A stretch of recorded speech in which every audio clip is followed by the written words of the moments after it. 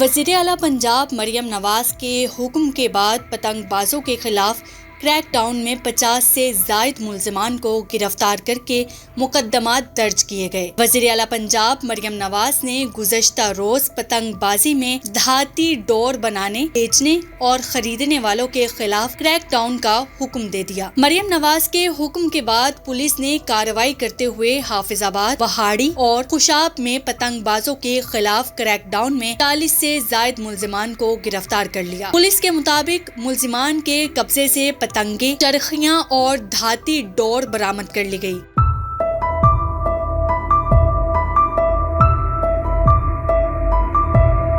ادھر فیصل آباد میں پتنگ ساز فیکٹریوں سے 30,000 پتنگیں برآمد کر کے 13 ملزمان کو گرفتار کیا گیا اور پتنگ بنانے والی 6 مشینیں، 5,000 چرخیاں قبضے میں لے لی گئیں۔ ڈی آئی جی آپریشنز نے ڈور اور پتنگیں بنانے والے کارخانوں کے خلاف کریک ڈاؤن کی ہدایت کی ہے۔ واضح رہے کہ سرگودا میں پتنگ لوٹنے کی کوشش کے دوران کمسن بچے کی کرنٹ لگنے سے موت ہوئی۔ علاوہ ازیں فیصل آباد میں 2 روز قبل گلے پر پتنگ کی ڈور پھرنے سے موٹر سائیکل سوار 22 سالہ آصف جاں بحق ہو گیا تھا۔